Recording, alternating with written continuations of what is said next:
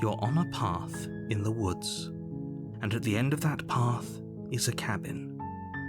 And in the basement of that cabin is a princess. You're here to slay her. If you don't, it will be the end of the world. Does it? Are you a monarchist? Is slaying a princess that much worse than slaying a fisherman or a miller or a seamstress? If anything, slaying a princess is much better than slaying a seamstress. Seamstresses contribute something of value to society.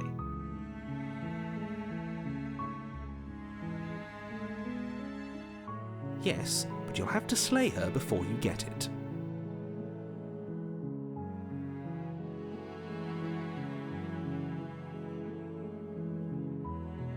It's a secret, but I think you'll like it. It's a special reward, just for you. And whatever you think it might be, I can promise you it's going to be even better than your wildest imagination. Don't mention it. It's all part of the job. You make your way up the short path to the cabin. You'll find the princess within. We're not going to go through with this, right? She's a princess. We're supposed to save princesses, not slay them. Ignore him. He doesn't know what he's talking about.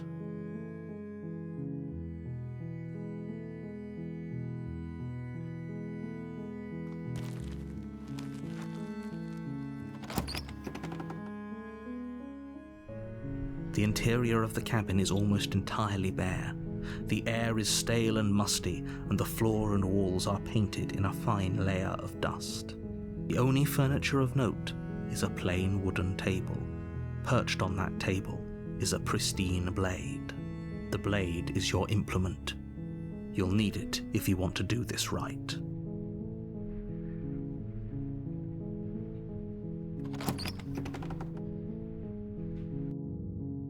The door to the basement creaks open, revealing a staircase faintly illuminated by an unseen light in the room below.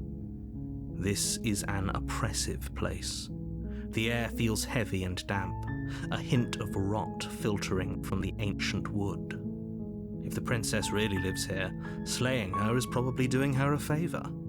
Her voice softly carries up the stairs. Hello? Is someone there? It's hypnotizing.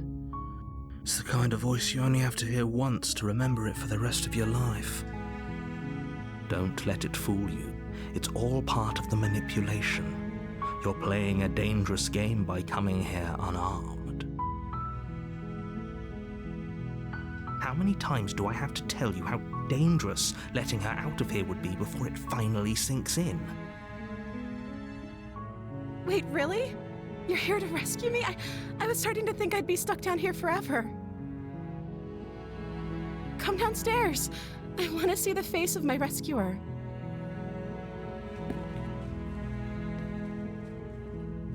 You walk down the stairs and lock eyes with the princess. There's a heavy chain around her wrist, binding her to the far wall of the basement. She's beautiful. How could someone like this be a threat to anyone? I am begging you to stay focused. There's a lot riding on you here. Hi. I can't believe you're here. I've been waiting for something like this to happen forever. I hope you brought something to deal with these chains. Don't do it. If she gets out of those chains, we're all one step closer to the end. Okay.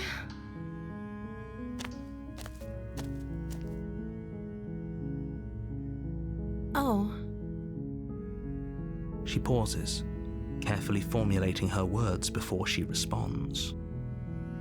You can address me as Your Royal Highness.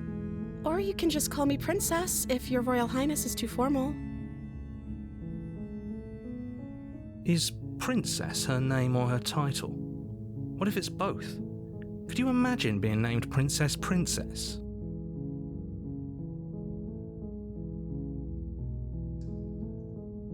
Like I said, You can call me Princess, if you'd like. I'm sorry, I've been down here so long, I guess I've just forgotten. I must have a name, though. Everyone has a name. Okay, that's weird. She hadn't even thought to pick a name for herself. Hopefully you're starting to see that she can't be trusted. Go back upstairs, get the blade, and slay her before it's too late. I don't see what that has to do with anything. This is the only time this is ever going to happen, but I agree with the princess. That's hardly relevant. Okay, but actually, what has she been eating? She has to eat, right?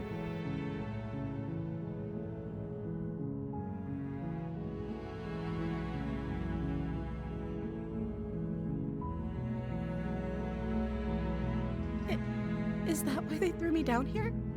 But I don't want to hurt anyone. I like the world, I think. I don't remember much about it, to be honest. I've been down here for so long. How long has she been locked away? Did they tell you how I'm supposed to end the world?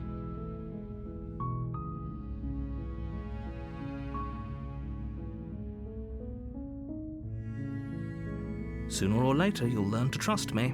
Hopefully it won't be too late when you finally come around. Thank you for believing me. Now, can you help me get out of here?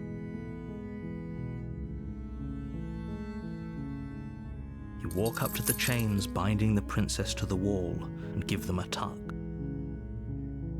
They're large and heavy, far too solid for you to even imagine trying to break them apart. I'm guessing you don't have the key? Maybe it's somewhere upstairs. Doubtful. Whoever locked the princess away down here intended for her to never see the light of day.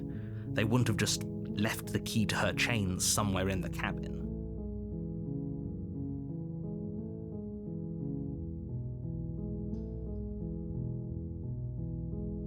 Okay, I'll be here. Good luck. You attempt to make your way out of the basement, but the door at the top of the stairs slams shut. You hear the click of a lock sliding into place. Is someone else here?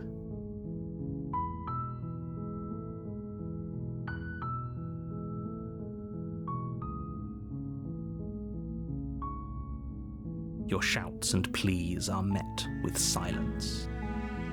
I'll repeat myself once again. You're here to slay the princess, and you won't leave until the task is done. You try the door, but it's locked from the outside. You make your way to the bottom of the stairs. This would have been so much easier if you'd just taken the blade like you were supposed to. Easier for whom? Easier for everyone. Look at the mess you're in.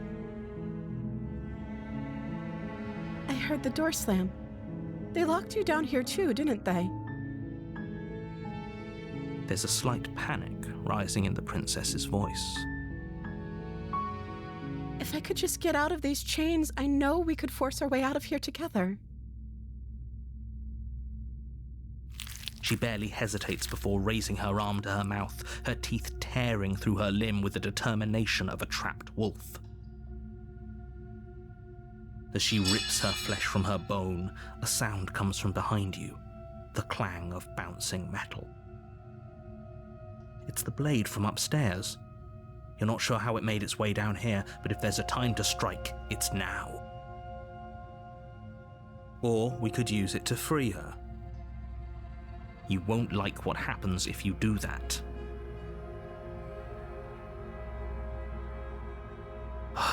Fine. Against your better judgment, you place the blade against the ragged, self-inflicted wound on the princess's arm, just above the unyielding chain binding her to this place. You cut into her flesh. The blade is sharp, and it takes little effort to crack through the bone of her arm. Her limb falls to the ground, and the heavy chains follow suit. She didn't so much as utter a sound through the whole ordeal. No, she didn't. She smiles softly as her gaze meets yours, blood from her wounded arm dripping rhythmically to the ground. How is she still smiling after everything? It's like she isn't even bothered by what just happened. Thank you. Now let's get out of here. No, we won't have any of that. The stakes are too high. You can't just let her escape into the world. No, I can't just let her escape into the world. As the princess approaches the bottom stair, your body steps forward and raises the blade. Wait, this isn't fair. You can't just do that. Watch me. What are you doing?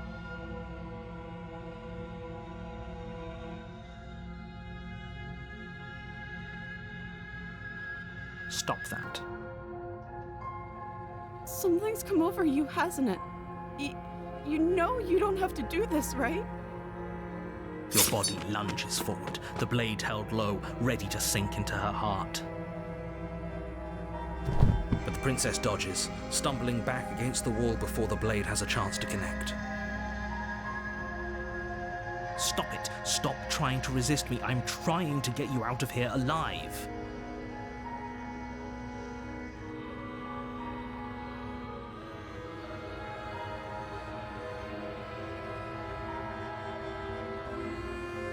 The blade. Move the blade. As your body remains frozen in stubborn resistance, the princess takes a cautious step forward. We both know this isn't you. She nervously reaches towards you and takes the blade from your infuriatingly rigid hands. What are you doing? I'm sorry. I'll try to be quick. She plunges it into your chest, tearing through flesh and sinew. It is agony. But you aren't dead yet. Oh no, I'm so sorry. Stay strong. We can tough it out until it's done. For her sake. For her sake? Don't you start pretending that dying a painful death is some sort of heroic gesture. The two of you have literally doomed everyone. Whatever.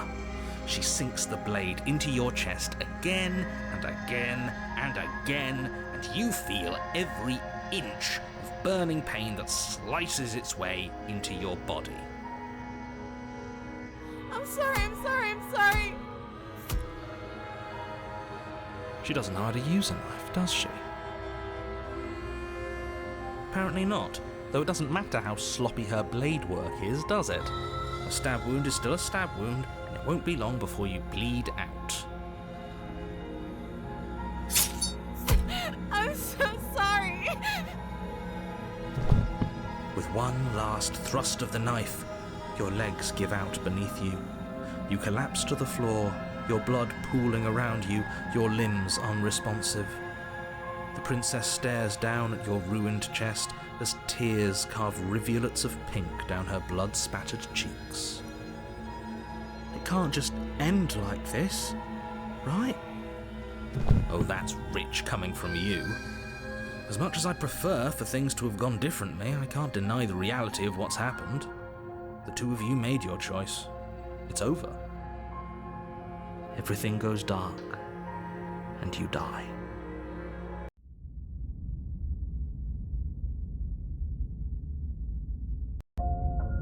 You're on a path in the woods, and at the end of that path is a cabin. And in the basement of that cabin is a princess. You're here to slay her. If you don't, it will be the end of the world.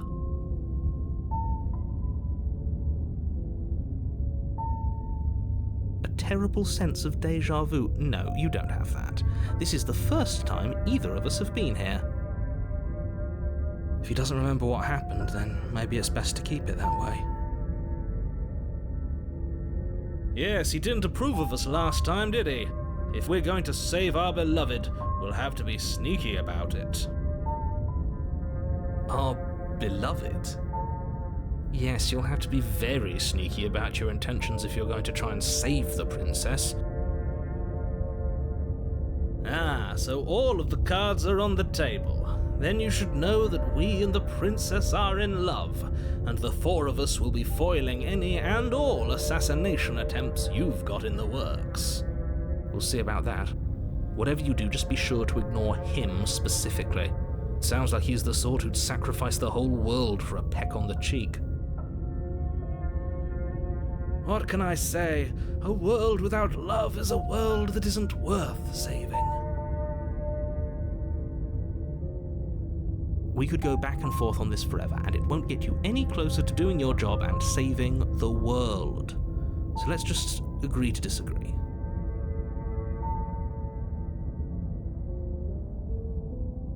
Those are two very different questions, but fine, I'll indulge you if that's what it takes to get you moving. Let's say for a moment that this really is the second time you've met me, or at least a version of me. If you're back here, I'm assuming you died, which probably only happened because you didn't listen to me. You were the one who did us in, villain. Well, not you in the literal sense, but you did everything you could to stop us from rescuing her. Oh, I wonder why. Maybe it's because the entire world was at stake. No lone princess is worth that price. I beg to differ. I'm not going to argue with you. I'm just going to take a deep breath and assume that whoever is making the decisions here has the common sense to ignore your protestations. Anyway, I believe your second question was, what's the point of doing anything? If you're asking that, it sounds to me like you're making the rather dangerous assumption that your actions last time around didn't have any consequences. What do you mean? Of course there weren't any consequences. You forced the princess to kill us, and now everyone's right back where they started. That sounds pretty consequence-free to me. Yes, but in this purely hypothetical scenario, that begs the question of how you got back here. Did time simply rewind itself, or were you instead transported to a different world entirely? If it's the latter, what do you think happened after you died? Do you think the people there lived happily ever after? Or do you think that the princess, left unhindered, brought about the end to everyone and everything, just like I told you she would? She would never. She's a perfect angel that you cruelly imprisoned as part of some convoluted, dastardly scheme. Convoluted? I don't know how this premise could be any more simple. Princess bad, stop her, save everyone.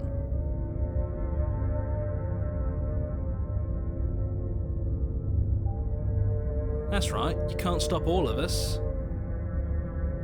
We're going to sweep her off her feet if it's the last thing anyone does. Are these really the sorts of people you'd like to align yourself with?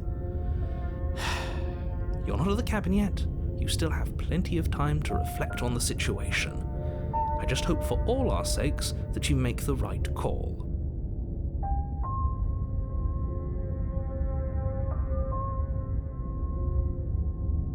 Just be quick about it.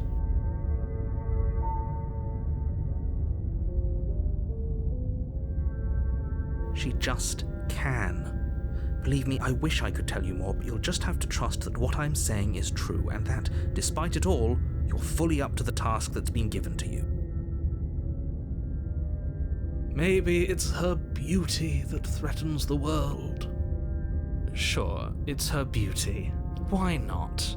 And before you ask, no, we can't just keep her down there. If you don't slay her, she's going to find a way out. It's unfortunate, I know, but it's just the way it is.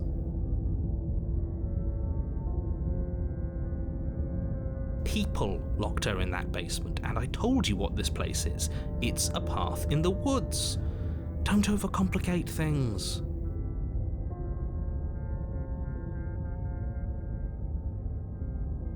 Look, I'm not supposed to say this, but it's because you're special. You're the only person capable of doing this. Call it a prophecy, if that helps, but it's just the way things are. Oh, I didn't know we were special. Of course you're special.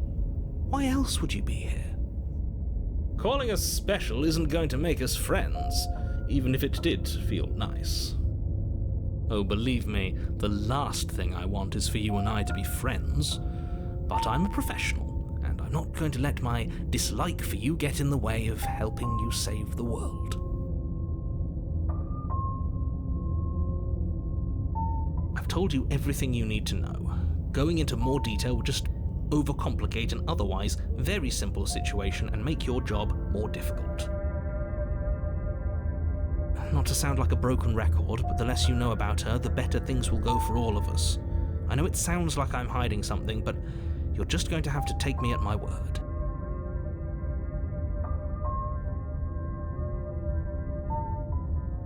Great. Now, if you don't mind, the whole world is waiting with bated breath for you to save it from ruin.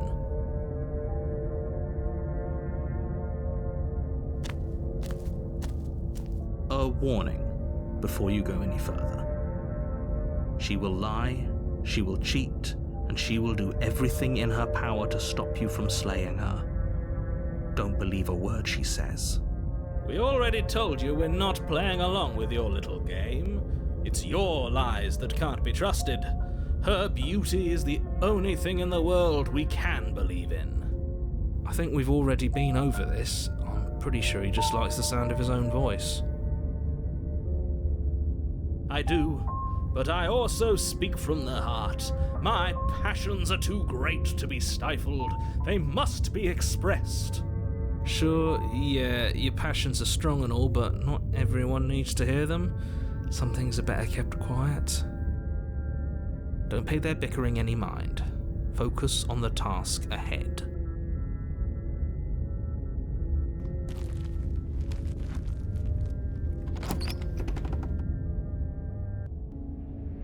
The interior of the cabin is clean and elegant, its stone walls draped in fine threaded tapestries, a prison befitting a royal prisoner. The only furniture of note is an ornate wooden table with a pristine blade perched on its edge. The blade is your implement. You'll need it if you want to do this right.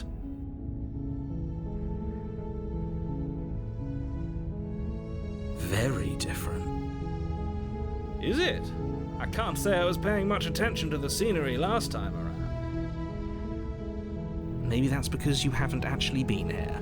I hope this means you'll finally drop that ridiculous past life nonsense. You haven't died, and you certainly haven't been killed by the princess. So focus up. Stop letting yourself get distracted. That's because there isn't a mirror. There's a table, the blade sitting on the table, and the door to the basement. There's nothing else in here. There's definitely a mirror. There isn't. I'm sure the princess would tell us there was a mirror if she were up here. In which case she'd be lying to you because, again, there isn't a mirror. That's a great idea. We have to make sure we're looking our best before we save her. We shouldn't waste time preening. If he is lying about the mirror, it might be important. I'm not lying to you. Use your eyes. There is no mirror. Why would I lie about something so meaningless? What good would it even do?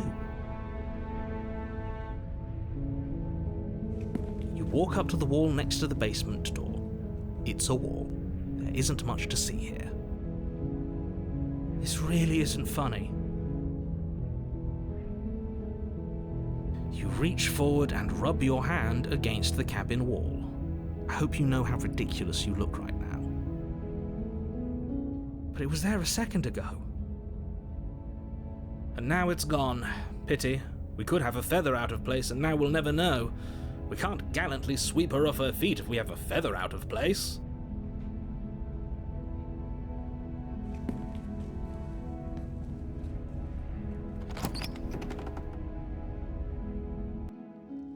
The door to the basement creaks open, revealing an intricate stairwell. Gold-trimmed carpet glimmers in the light of the torches positioned along the walls.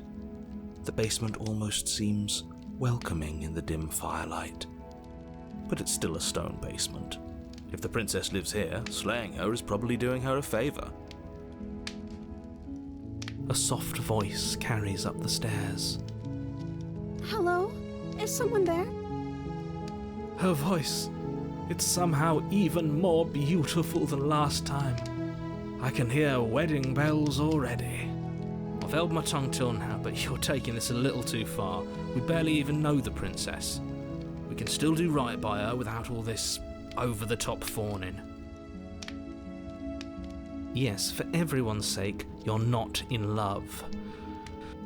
Just remember that her charms are all part of the manipulation.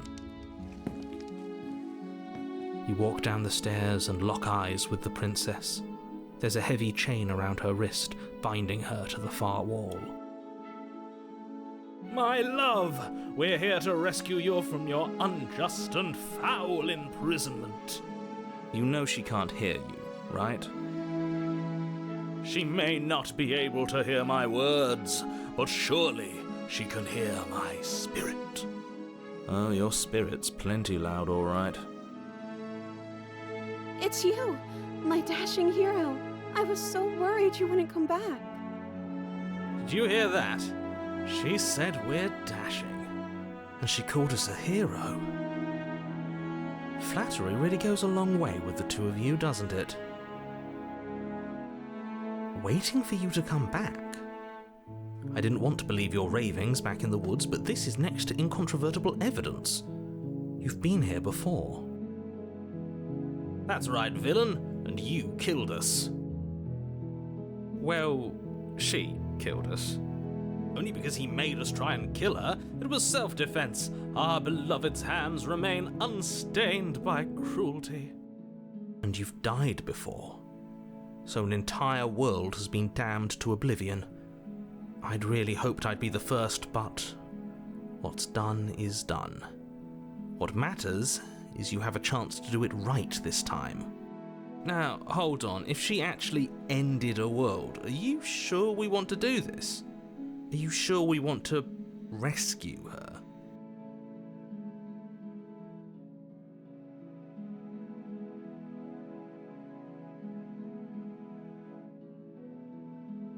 You died, and now we're talking.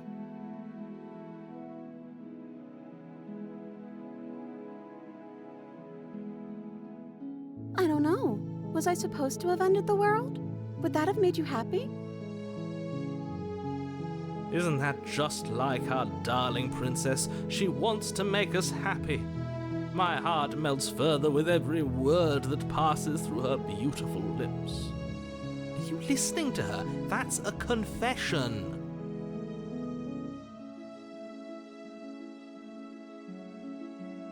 The princess's eyes quiver as she waits for your response. I didn't end the world? I didn't end the world. She's clearly just saying what she thinks you want to hear. Or she's innocent. How could a beauty like her be capable of ending the world? It's not rational.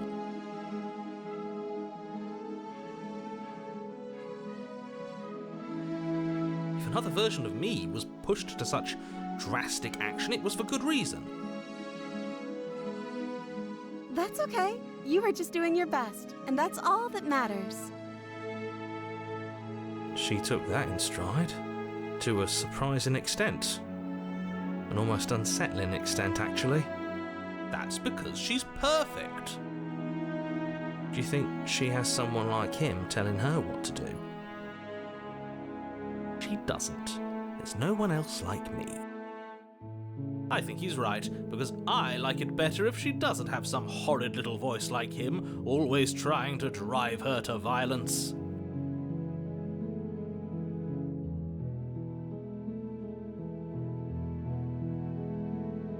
I'm okay with whatever you come up with. You can cut my arm off again.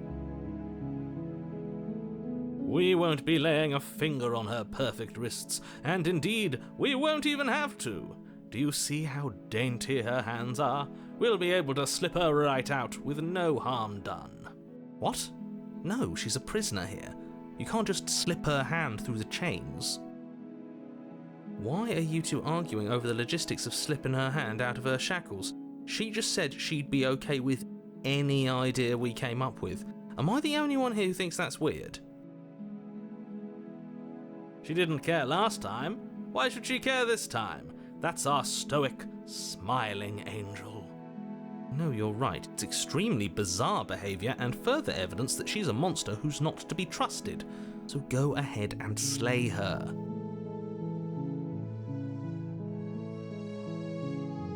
No, I can't let you do that. If you take another step towards the princess, You'll what? Take over our body and force us to try and kill her? I would if you had a weapon.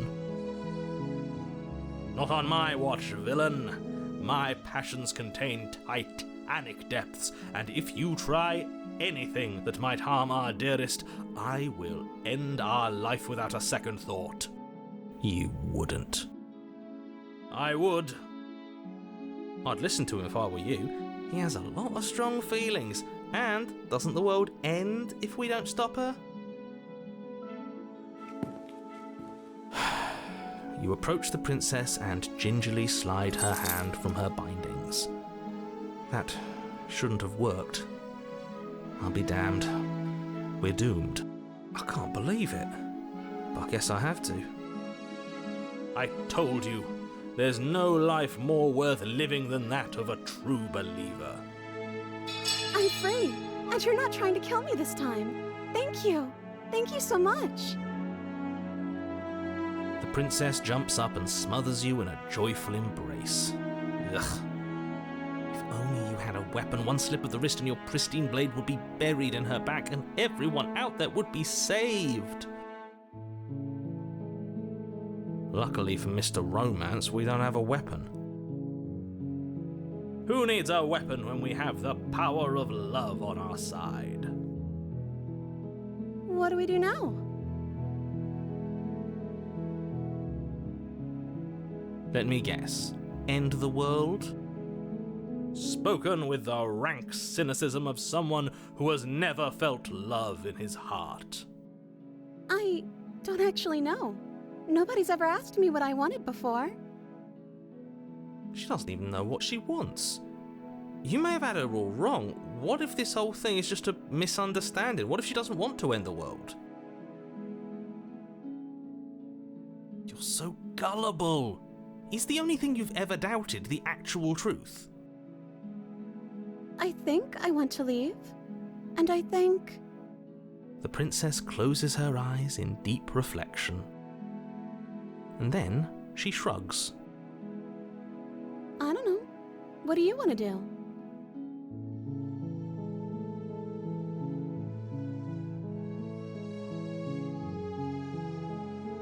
Are you seriously asking her that?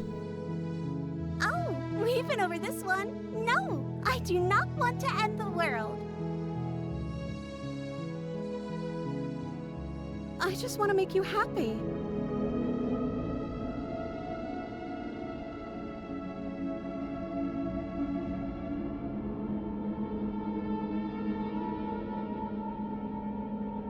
Okay, I'll find something else to want if that makes you happy.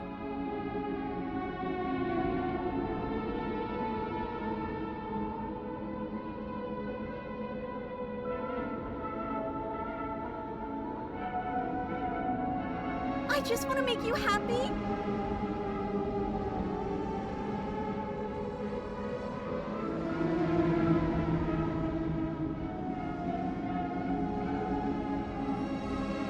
Oh, is that really what you want? If you think that would make you happy, then...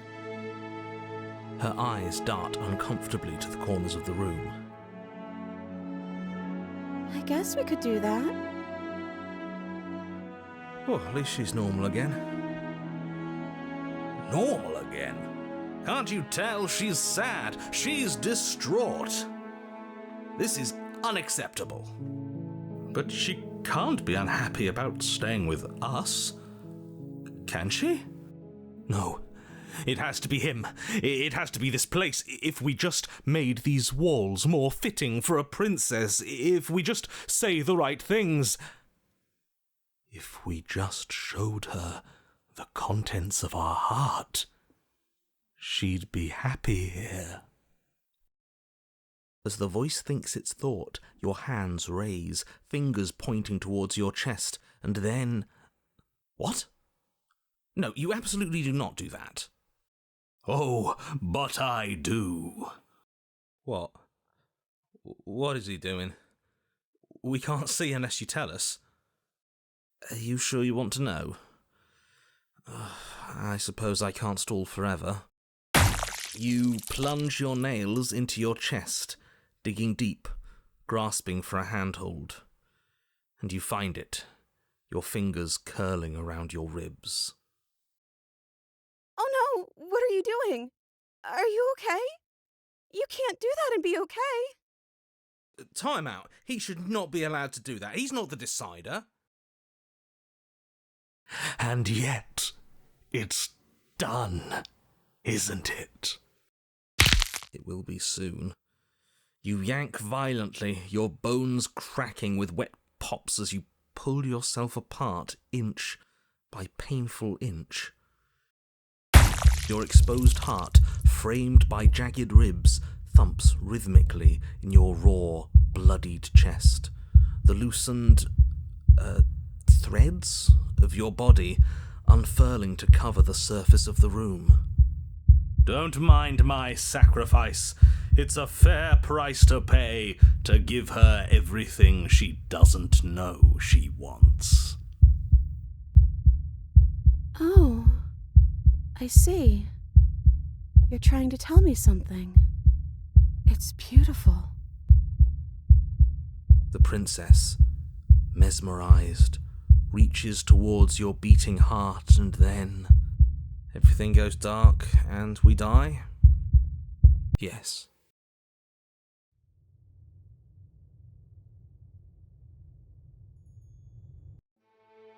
You're on a path in the woods. Mate, we're clearly already in the cabin. Excuse me? You're clearly... Oh. Huh. So you are. How do you know about the cabin? I didn't get to the cabin part of my opening monologue yet. We've been here before. Well, not here, but I'm sure you know what I'm talking about. You knew about the loop-in last time. Not that he was eager to divulge that. Right on cue, here's the new guy. Welcome! Can't say I'm happy to be here. Okay, yes, I get it. You've been here before. That's terrible. You know that, right? Because the only reason you would have been here before is if you failed in whatever world you'd come from. Meaning you doomed an entire other reality. But I'm sure since you're so well-travelled, you know that, yes? We know that you keep telling us that, but we've never seen a world end. As far as I'm concerned, that whole conversation is just noise. And I'm stuck on a better question. Where's the other one? The other one? Yeah, a certain lovesick fool has been suspiciously quiet. One might even say, absent. Oh, you're right. It's a little quiet here, isn't it? Maybe that's one of the rules. Maybe only one bonus voice is allowed to be here at a time. Bonus voice? I'm just as important as you are. I'm not saying it's a bad thing. All I'm saying is that it's my third time here and it's your first. You're not unwelcome, but from my perspective, you're definitely bonus.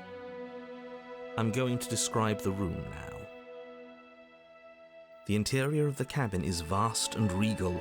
High arched windows line the walls, their multicolored glass casting kaleidoscopic patterns across the stone floor. An iron chandelier hangs from the vaulted ceiling, its many candles lit with flickering light, vaguely illuminating the massive room. This is a house fit for royalty. Before you, there isn't a blade, is there? That's not good.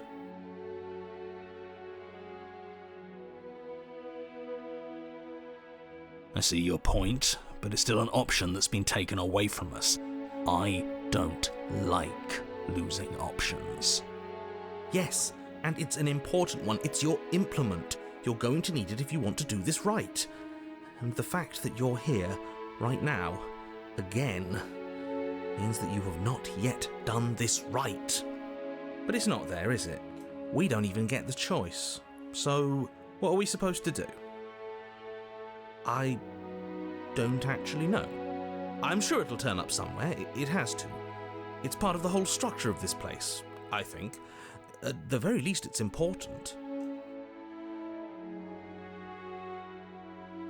Oh, I see it.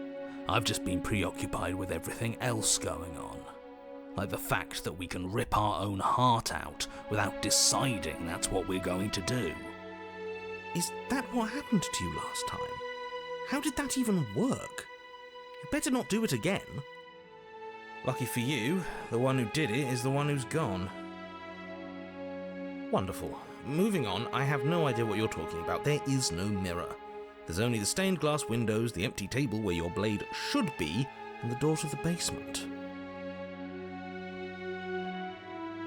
You said that last time too, but that hasn't stopped it from showing up again.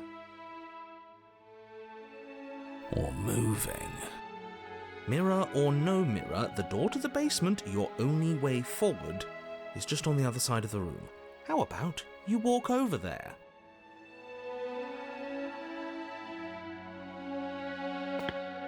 You cross the room, stopping just in front of the door to the basement. What is this about that supposed mirror? Just reach forward and fumble around a bit. I'm sure you'll find the handle. Well, shall we have a look at ourselves? Maybe it won't go away this time.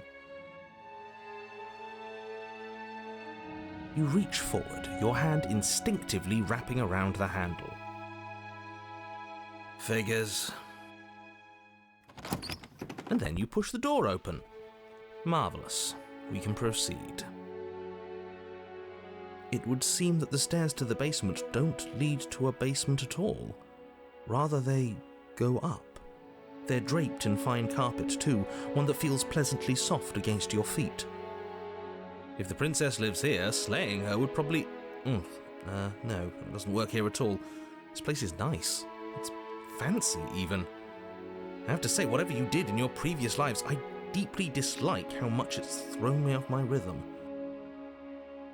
Well, if all of this has thrown you off your rhythm so much, then maybe we don't have to slay the princess.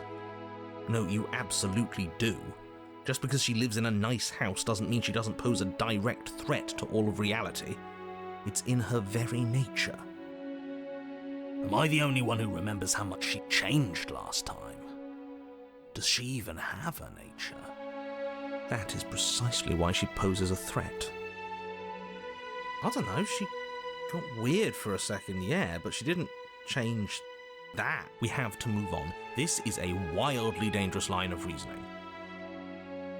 No, you can't just say that and not... Her voice, gentle and warm, with an undercurrent of fatigue, rolls down the stairs.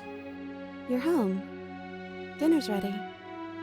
As much as I desperately want to know what happened last time, we are not going to examine it. The more we think, the worse this gets. Why are you so on edge? This is much nicer than what we're used to. I'd like to have dinner. Dinner sounds nice. That is the problem. This isn't supposed to be nice, and she's supposed to be a prisoner.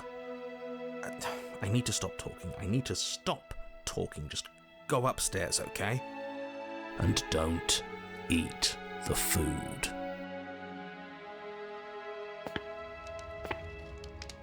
This hall, like the one below, is grand and beautiful. Torches bathe the room in warm, comforting light, just enough to illuminate the tapestries along every wall, woven with scenes of chivalry and courtship and romance.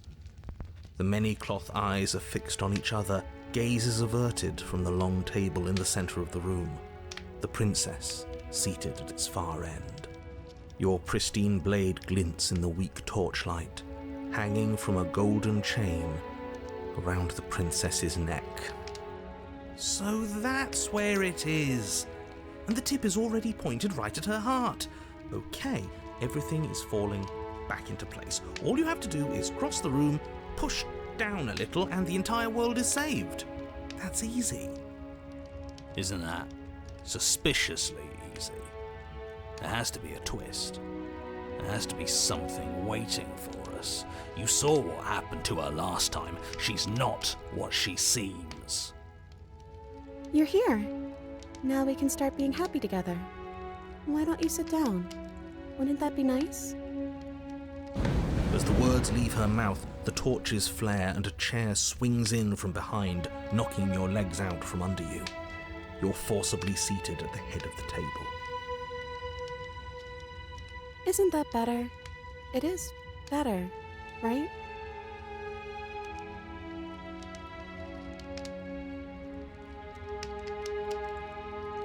It's our happy ending, just like you asked for.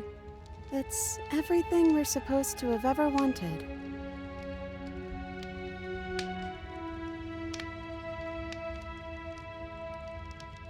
Oh, right, dinner. I'd totally forgotten about it.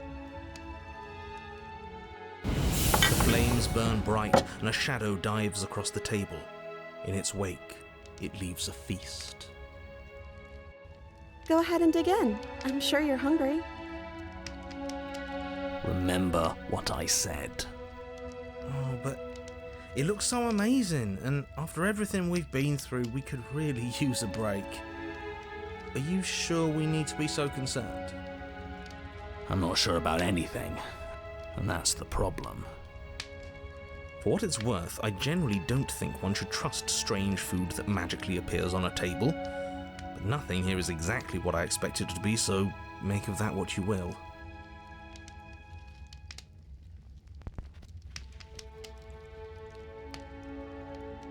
You begin to feast, and the princess follows suit, her soft smile never fading.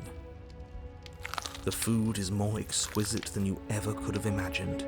You sample countless otherworldly dishes, sauces and bread and hearty stews whose tastes dance across your tongue. You tear at hunks of meat practically melting from the bone, juicy and tender and bursting with flavors you could scarcely begin to describe. Your cup fills itself again and again with a flowery nectar so sweet it tastes like glimmering jewels. This really is perfect, isn't it? It is the best meal you've ever had. But then it's over, and you're just as hungry as when you began. Wasn't that perfect? We should do it again. The shadow washes across the table, clearing and replating. The feast is once again laid before you. The food is good. Again, you tear into golden crispy flesh, dab at the slurry of aromatic sauces on your plate with thick-crusted bread, sip your goblet of sparkling gems. But you have done this already. And then it's over, and you're just as hungry as when you began. You're still hungry too, right? I know this wasn't as good as it was last time, but we just have to do it again. That's all. It'll be perfect if we just do it again. So the shadow sweeps over the table, clearing the old and laying out the new. And so you do it again. The meat is fine, the bread is fine. You sample the side dishes and they're fine too. You finish your goblet, the liquid within no longer glimmering on your palate, instead leaving your mouth coated in a tacky film. You put it down and it fills again. You do not drink more. So we had a mediocre meal. It's not a big deal. That's the trap. It wasn't mediocre at first. It's trending down. We're just getting a little sick of it. So what? We just have to try something new. I'm sure we won't be stuck eating the same meal forever. Regardless of quality, it's over again, and you're just as hungry as when you began. Again. No, something was wrong that time. But maybe I was just tasting it wrong. It looks just as good as it did the first time. It shouldn't taste like this. Again, the shadow replaces your feast, and again you eat. The meat is greasy. The bread is tough, its crust hurting your jaw as you chew. The grey vegetables are barely worth the effort of picking through. You don't even touch the goblet, its sickly sweet aroma utterly unappealing. I'm so tired of eating. At least you still have the memory of how good it was the first time, right? I'm so tired of this. As the words leave her mouth, one of the torches on the wall sputters and then goes out entirely. What just happened? Did I do something wrong? A light went out. Maybe a coincidence, but maybe not. As if in response to the dousing of their brother, the other 3 torches blaze brighter, their flames licking at the walls. Their shadows deepen, dancing angrily across the stone.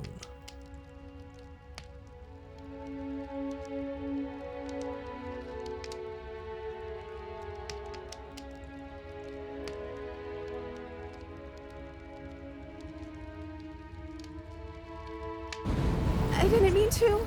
I promise. Everything is fine. Everything is fine.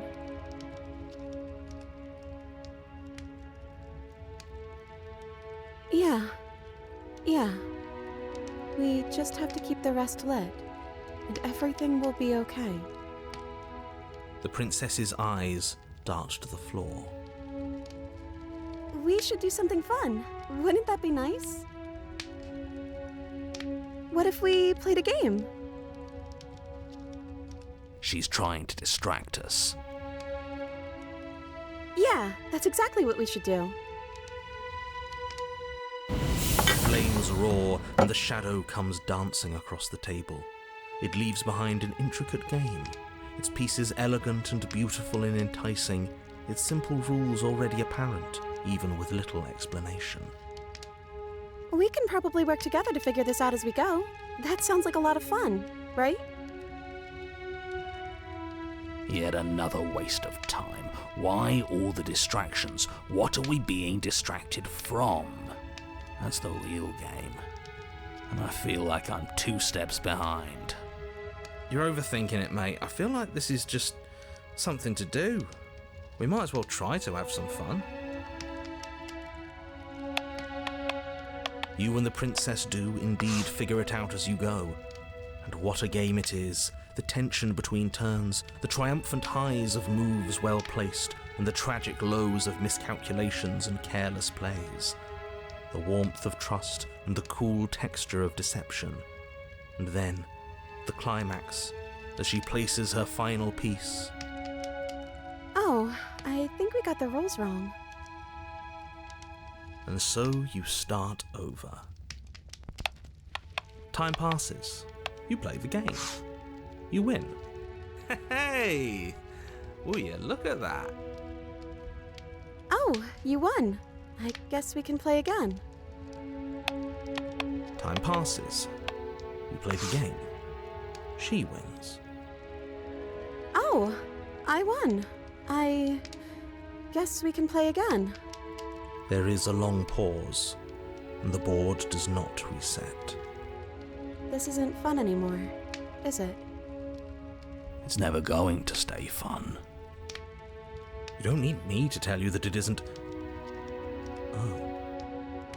The princess visibly panics as another torch sputters. Wait.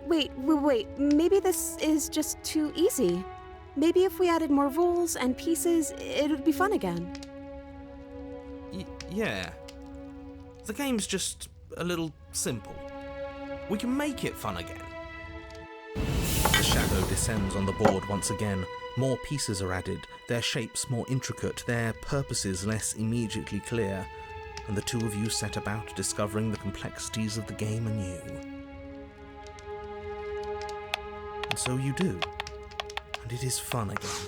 In fact, it's almost as fun as the first time you played, and the sputtering torch roars back to life. But then you get used to the additions, and the feeling starts to fade. A creeping numbness settling in over the board. More pieces are added. The feelings flare. The feelings fade. The princess suggests new rules. A glimmer of what could have been excitement flits through your mind, quickly vanishing as the game progresses. Your pieces advance in an ever-increasing slog to their destination. Winning and losing become nothing but ends, and even the end becomes nothing as you roll over into a new game, the board resetting as many times as you can finish, till finally... I'm out of ideas. I'm actually out of ideas this time. I don't think I can play anymore. As the words leave the princess's mouth, another torch goes out. Again, the remaining flames burn brighter, and the shadow dances faster. I'm happy, I promise. We're both so happy here. You don't have to be upset. This is... awful. It's him, isn't it? He's making all of this happen. He's the one who's trapped us here. Who? The lovesick one, the one from last time. He's not gone. He's just with her now. He's the shadow.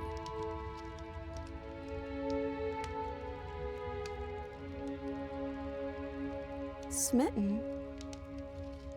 The torches flare and the shadow grows for a moment, but you don't receive a response. No, I saw him smile. That's him.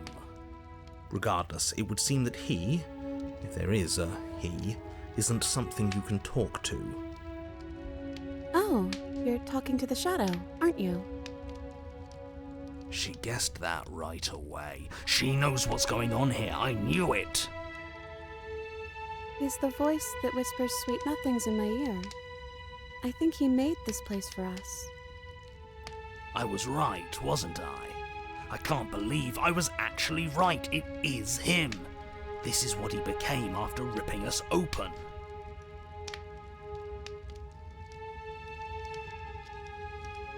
The princess starts to hyperventilate, her quick breaths punctuating the uncomfortable silence between you. Yes! Why wouldn't I be? Let's not talk about it.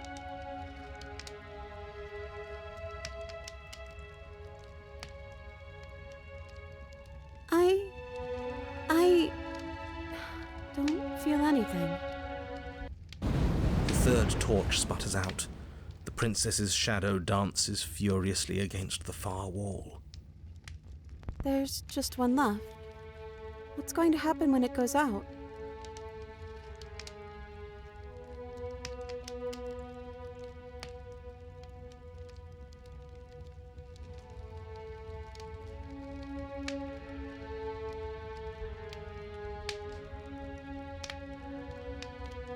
I think I'd like to dance under the stars. That sounds lovely. But there aren't any stars here. I'd have to leave. As she says that, the shadow rushes forward and tightens its grip on her wrists. I'm not happy here. I don't think I ever was. The princess sobs, burying her face in her hands as the final torch blows out.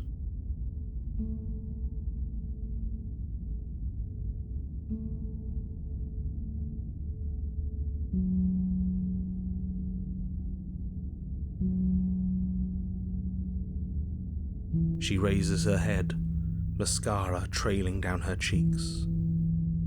Your fault. We were all just trying to make things work here. It just didn't happen that way. I don't think this is the sort of thing anybody needs to apologize for. Even if we both feel empty. Even if an important part of us is gone. The princess's eyes dart to the floor. Well, we can't sit here forever. That part of us is over. The princess pushes herself from her chair, and you instinctively do the same, waiting by the top of the stairs as she quietly crosses the room. Do you still care about me?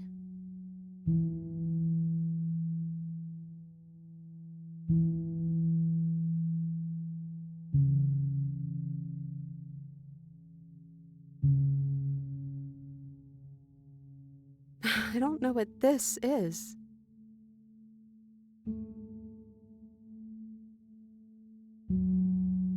Me too. And I don't think we're going to find anything here, so I guess it's time for us to leave.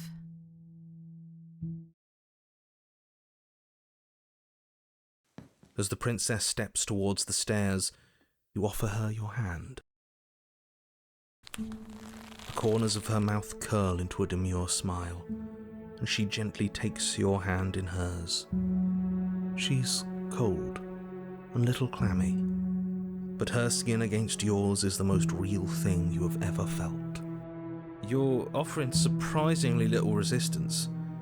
If we leave the cabin, doesn't that end the world? It does if he's telling the truth. Yes, well, I've seen my fairy tale ending, and I think there might be worse things than the end of the world. It really was just all meaningless blather then, wasn't it? Think what you will. I'm done fighting. You and the princess don't exchange words as you descend the stairs to the cabin's entrance. And then the two of you step out into the world. I think this is the end of me, even if it's not the end of you. I hope this was worth it. Genuinely, I do. He's really gone, isn't he? Yeah. There's an itching in the back of my head that feels like it's finally been scratched. No more shadowy figures yanking at our strings. No more strings. I guess we're free. The stars are so beautiful.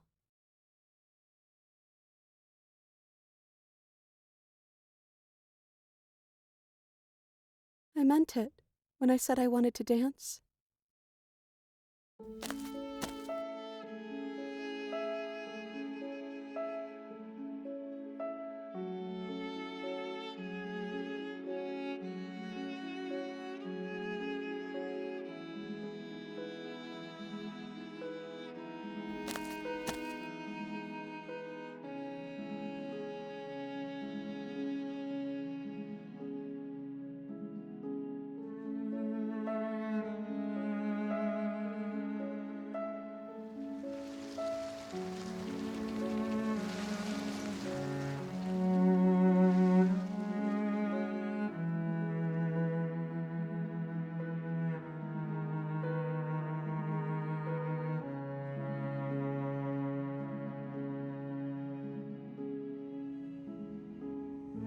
Thank you for taking me here.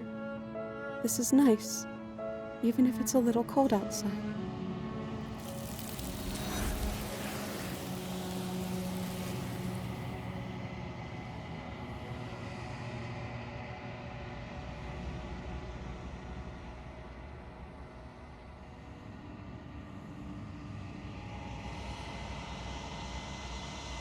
She's gone. Where did she go? Should we try and find her? And is that a mirror? Why is it here? Why now? But it feels so bad. Like looking into it right now is going to be the end of everything. You're right. Part of me wants the truth, but something stronger is holding me back. fear.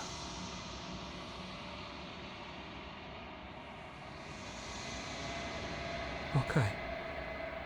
If you say so, we'll trust you. Feels too good to be true.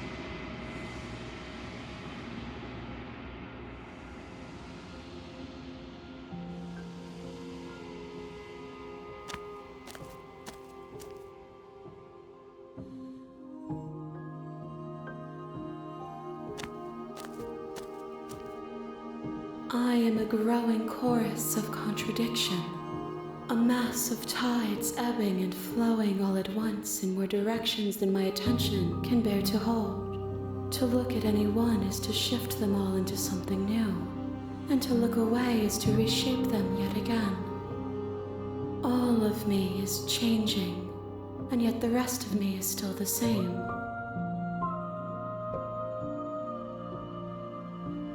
And yet my waters flow and my streets bustle.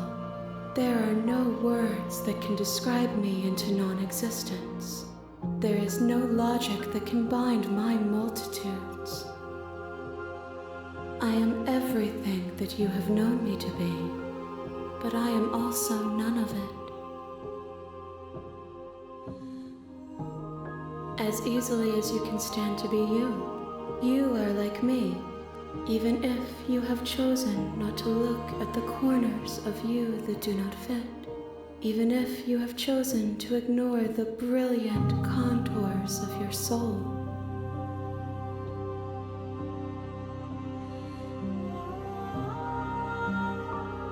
It changes me, but it doesn't make me worse, nor does it make me care for you any less. Does it make you worse? Do you resent me?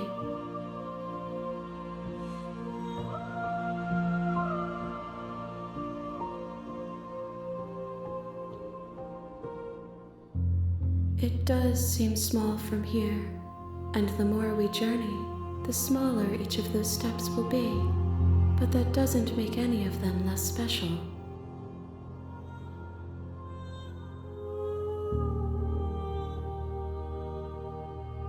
My perspectives are shadowed.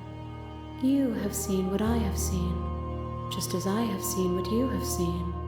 The angles of my vantage do not offer me hidden truths, and my attention is turned inward, except when you are here with me.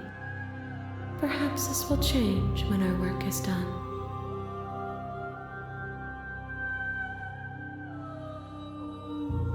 The desires of my multitude thrive in endless competition with themselves, but none of them rise above their dance to influence me.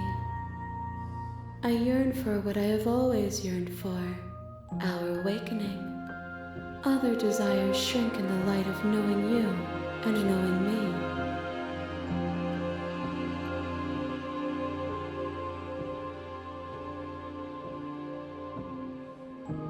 This one is a songbird in a cage of gilded shadows. She will make for an honest harp. Do not mourn her. She has finally learned to sing for herself.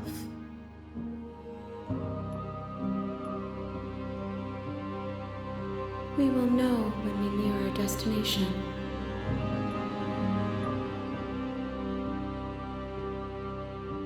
I care about your gifts, but I have no preferences to burden you with. Even if I did, I would never dare to tarnish our relationship by assuming myself above you.